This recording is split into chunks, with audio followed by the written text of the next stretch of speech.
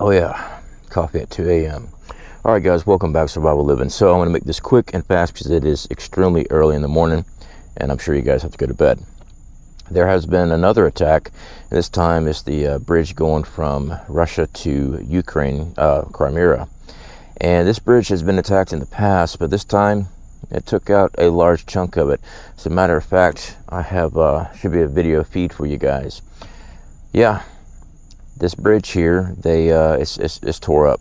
Now I'm trying to confirm, and I haven't been able to confirm yet, if both ways on this bridge has been destroyed. I know right now traffic has been backed up. They have emergency services out there. There's a huge gap. There should be another photo of the damage itself. And I'll play that video again for you. That came off of Twitter, actual footage of this. This is the, I'm going to say, not lifeline, but a big plus going in from Russia as far as bringing in fuel, munitions, and things of that nature to the front fighting Ukraine. If you hear something in the background, guys, I've got an armadillo. I was out here trying to film, guys, and I got jumped. That is an armadillo down in there. A big one.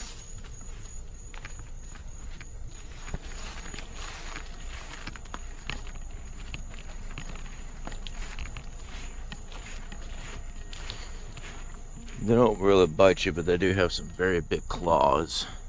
There he is down there.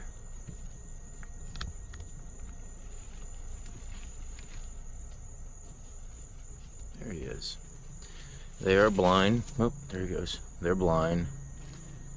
Blindish. That's a big one. He's what's been tearing up the yard out here.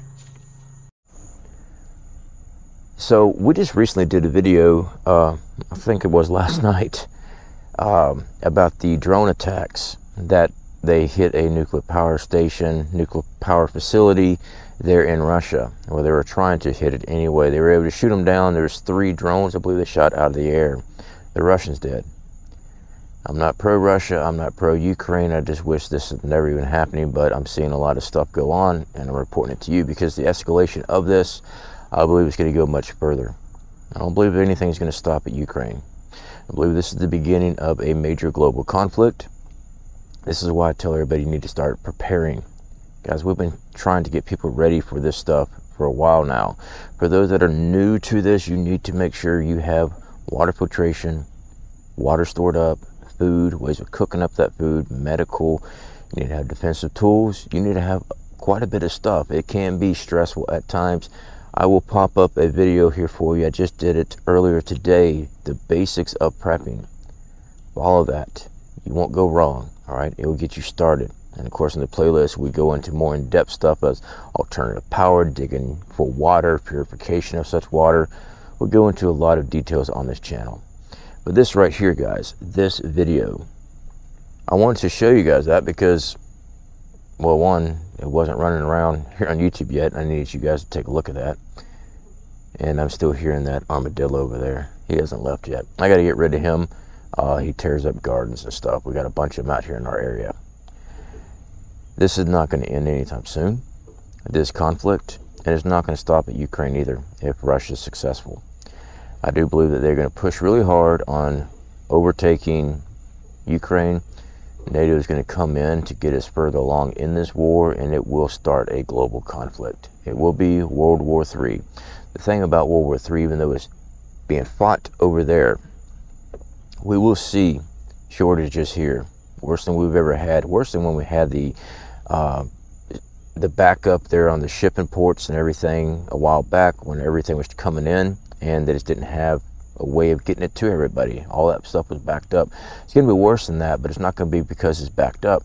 It's going to be because the countries that ship to us, who we import, export with and stuff, they're not on our side. China. You think China's going to continue to ship stuff to us? To stop the commenters that are fixing to start saying this right now, we should all just buy USA made. I agree with you. The problem is, we don't manufacture squat here. I hate to break it to you.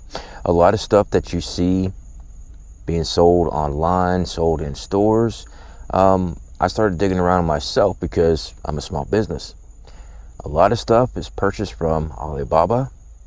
If you buy enough quantity and pay just a little bit more, you can brand it with your own company name, own company package. Even though it says manufactured in the U.S., it doesn't mean it's actually made here in the U.S. It means that they manufactured a packing label, added a screw, put a price tag on it in the United States. That's how that works. So we don't make squat here anymore. Industry left a long time ago. We were sold out as a country. We are dependent for commerce, sales, purchasing of items from other countries. It's just the way it is. And I hope people realize that when this happens, you're not going to the store, even though there might not be wars going on right here in our streets. NATO gets involved in this. And when I say NATO gets involved, I mean there are U.S. troops and NATO troops on soil fighting the Russians. We're going to see a huge escalation. It ain't going to just be stories and reports of cluster bombs.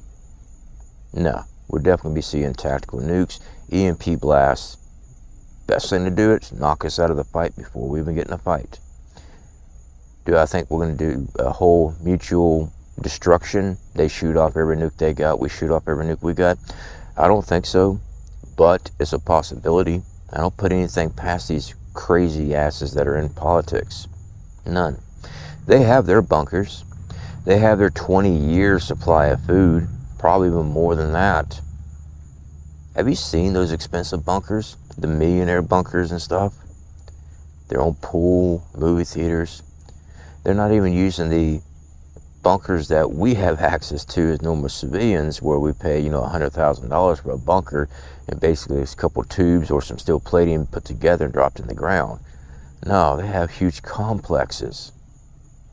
I'm not even talking about all the military complexes that are built underground to withstand this stuff. They're took care of. We're not. As far as I know, we don't even actually have a bomb shelter, a nuclear fallout shelter in America anymore. I don't think so. I could be wrong on that. The big craze in the Cuban Missile Crisis, they're, heavier bunker and everything. There really wasn't that many manufactured. I've done a lot of research in that. There really wasn't that many done. A lot of people went and bought outdoor sheds, started throwing dirt on it and stuff like that for what they thought they could do to protect their family. But as far as the government stepping in and making these things, nope. All right, guys, keep on prepping, keep your eyes open. This right here is another blow at Russia. The only thing this affects is Russia, that bridge. It doesn't affect Ukraine. It's a very strategic idea. We just have to see what the response is from Russia. After all, they just shot down 3 drones that tried to take out one of their nuclear facilities. Canadian Prepper had covered there was actually like 5 incidents at different plants and stuff, facilities, nuclear, your uranium enrichment plants. Do we think that Russia's just going to lay there and just say, nah, no big deal? Nah. Every chess piece is already laid out. They already got 4 to 5 moves ahead, already planned out. When they've had enough and they start bringing in their high-tech equipment and really commit into this conflict, it's going to be bad. All right, guys. Speak to you later.